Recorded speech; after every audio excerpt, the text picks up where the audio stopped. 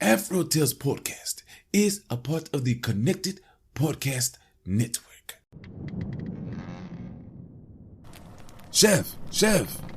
Yes, Cleo. Don't you love how we get to share our stories and recipes? Yes, I enjoy it greatly. Do you know what makes it possible for everyone to hear us? Yes, Cleo. Our voices, obviously. True, but it's also Anchor, a hosting platform that distributes the podcast to places like Spotify, Apple Podcasts, and others. Oh, yes. And isn't everything needed to make a podcast in one place? That's correct. And the best thing of all, Chef, it's free. Free, you say? Free.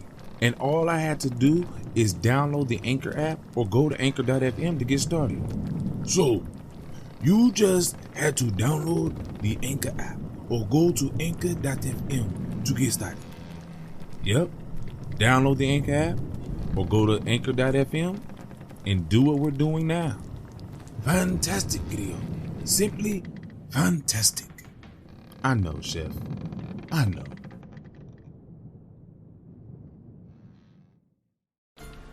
Ahoy, my friend, and welcome aboard the AfroTales Podcast, a ship that will carry us from location to location, exploring the tales that grew from the African diaspora in the Americas and the Caribbean.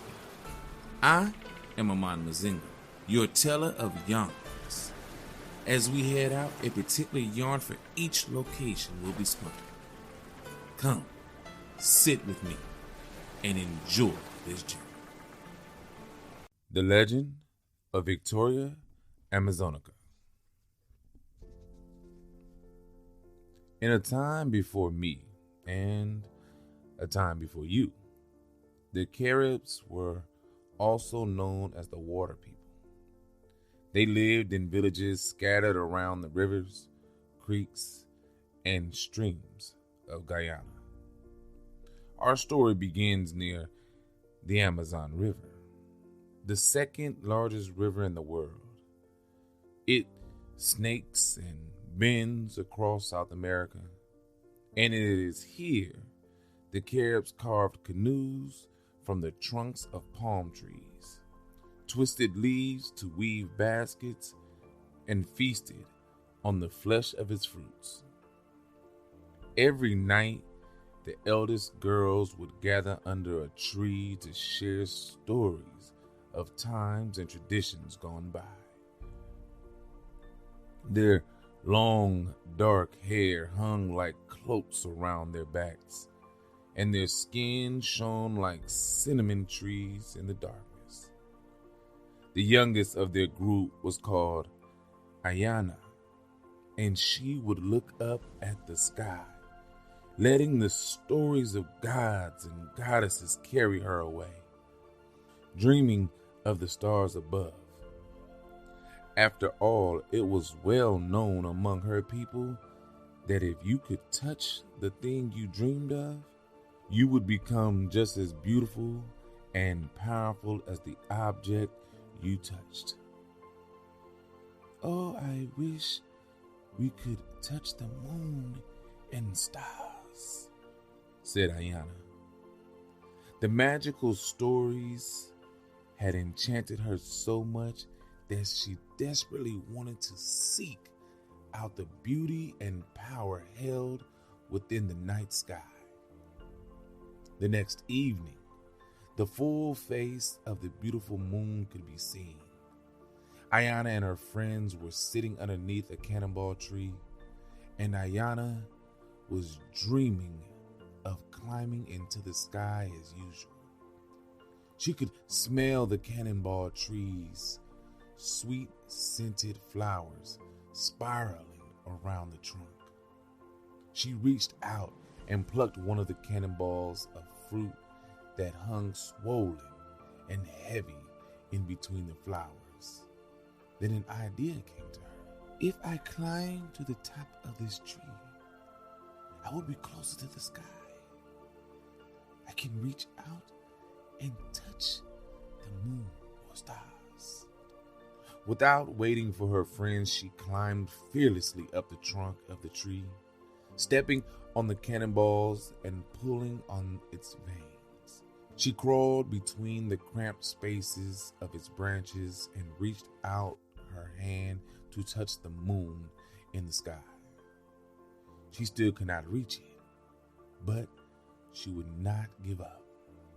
The following evening, Guyana came up with another idea. She turned to her friends who sat gathered around her. "Follow me up to the highest mountain peak. From there, we can gaze and wonder at the night sky and reach out and finally grasp the moon." With the sky lit up by the stars above, Guyana led her friends to the nearest mountain. They walked down into valleys, through forests, and clambered over rocks until they finally reached the peak of the mountain. There, they reached their arms out to the night sky, only to be disappointed again when they could not touch the moon. The following night, when they had finished telling their stories and songs, Guyana took one of their dugout canoes and sailed down the river. The thought of touching the moon consumed her, and she couldn't give up on her dream. The air was damp with heat, and she lowered her hands into the river while floating aimlessly along. Just ahead of her, she noticed the reflection of the moon, luminous and rippling in the water.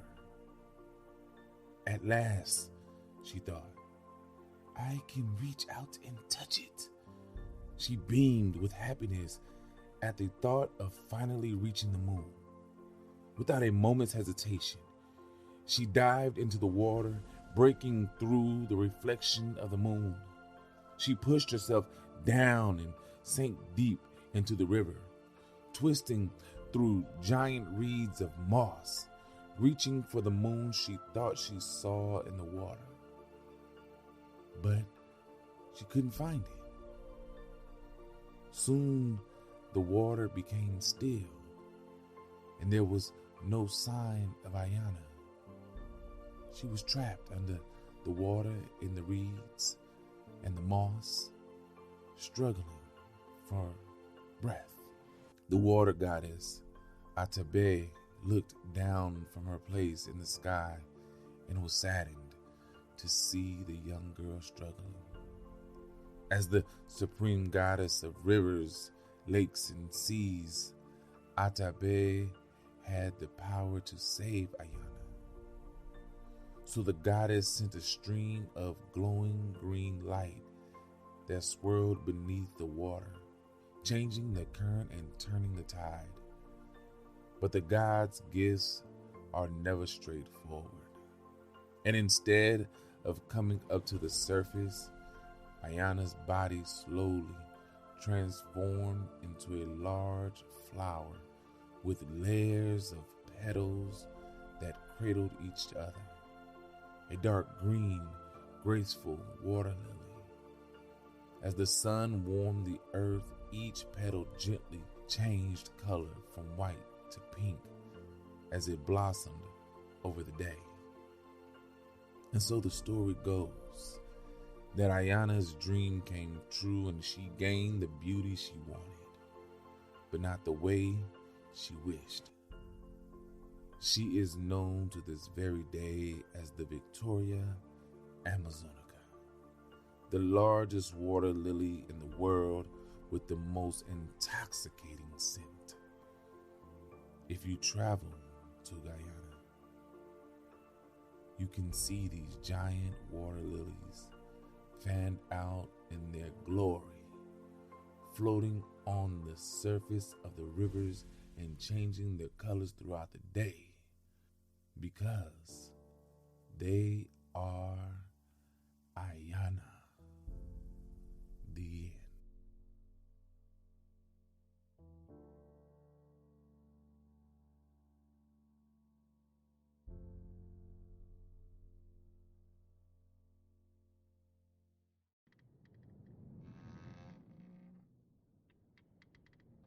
So I just want to say Ayana or Naya, what I've recently seen somewhere else, whatever this poor young woman, young girl's name truly was, I am sorry that she had to go through that. I know it's a legend, but in this world of folklore, tales, myths, legends, we know that there's a spark of truth. There's an origin for it. And it probably could have come from a small Carib girl dying in the Amazon River. It could have come from just trying to explain the beauty of the lily and the flower. It could have come from any number of things. But the fact that the story is what it is, it could have been a sacrifice to the gods. But the fact that it is what it is, the fact that it was a little girl that was the main character, is sad to me. Then I also think about why she did it. And I think, wow, she did that. You know what I mean? Like, she was determined. She went to the top of the tree. She went to the mountain. She went everywhere to fulfill her dream. And unfortunately, in trying to fulfill her dream, she made a bad decision. And you have to, I try to do this for you. You have to bring that to your life today. These stories were told so that people that listen to them can put it to their life that they were living at that very moment.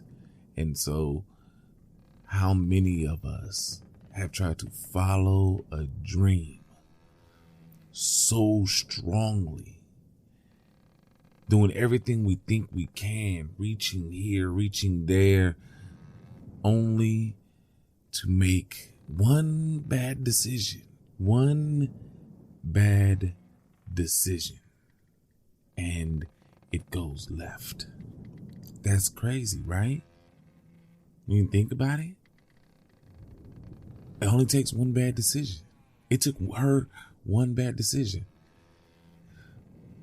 But hopefully we learn and don't end up like her, but so many have in this world.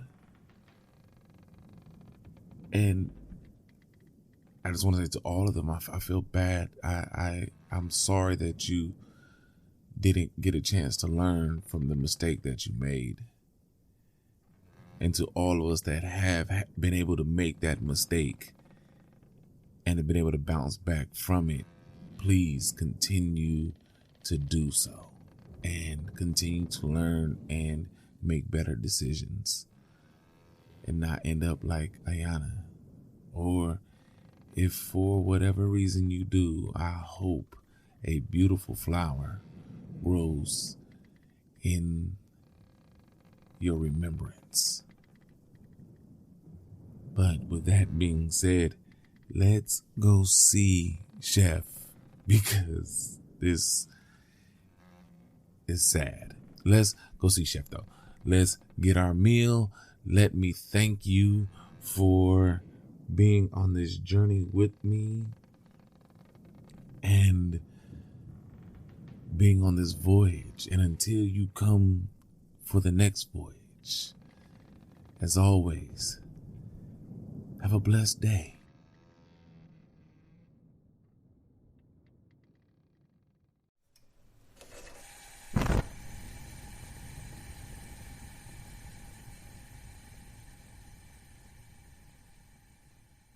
Welcome, my friends, to the Galley. I am your chef, and today we have a wonderful meal inspired by the story you just heard. We will be making what is called Guyanese black cake. Now, how do we prepare such a wonderful dish?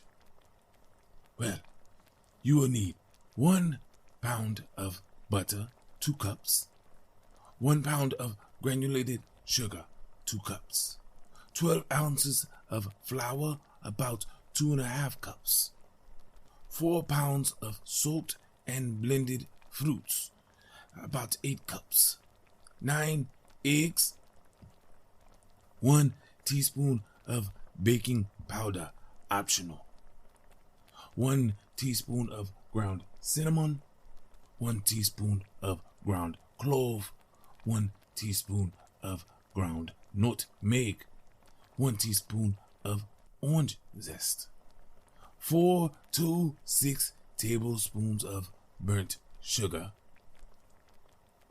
half a cup of red wine, example Porto, 3 tablespoons of dark rum, and some cooking spray. You will also need some parchment paper, aluminum foil, and 2 8x3-inch pans. This is cake, you know. Now, how do we put this wonderful dish together? Easy. We will clean the butter and sifted sugar until most of the sugar crystals are dissolved. Add the eggs to cream, butter, and sugar, one at a time until all of the eggs are fully incorporated into the mixture. After the eggs have been added, add fruits to butter, sugar, and eggs mixture, 1 cup at a time, please, and mix together until all fruits have been completely mixed into the batter. Next, add the wine and orange zest to batter. Then add burnt sugar, 1 tablespoon at a time until your batter is the desired color. Sift together flour, baking powder, ground cinnamon, ground cloves, and ground nutmeg.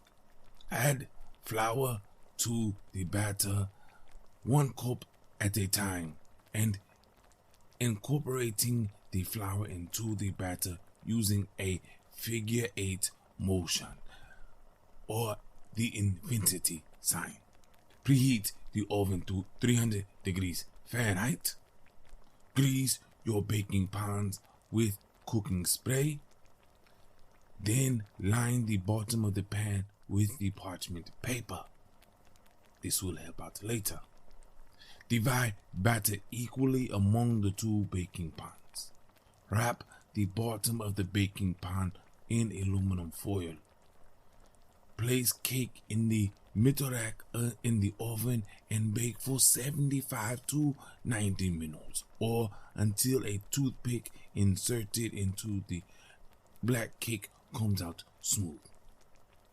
Once the cake is fully cooked, removed from the oven and brush cake with 1 to 2.5 tablespoons of rum while cake is still hot. Feel free to add more rum if you like, but not too much or the cake will be soggy. Cover with a kitchen towel and let cool. Allow cake to cool completely, then remove from the baking pans. Store the cake in a covered container. Depending on how long you keep the cake for, you may add more rum once or twice a week so that it doesn't dry out. Now, before you go, here are some few little notes. It is very easy to have this recipe to make 1 cake. If you do use 5 eggs instead of 4. Check your cake at 75 minutes, and if it is completely cooked, remove it from the oven. Do not overcook the cake. Some people prefer to cook the cake at 275 degrees. They prefer the better safe than sorry method. If this is you, this is perfectly fine, because the cake can become very dry if overcooked, and we are aiming for the moist pudding-like texture versus the traditional cake texture. Okay? Now, you have your cake. Go, eat your cake. Remember the story that you have heard about this little girl. And until I have another wonderful recipe for you, my friends, enjoy.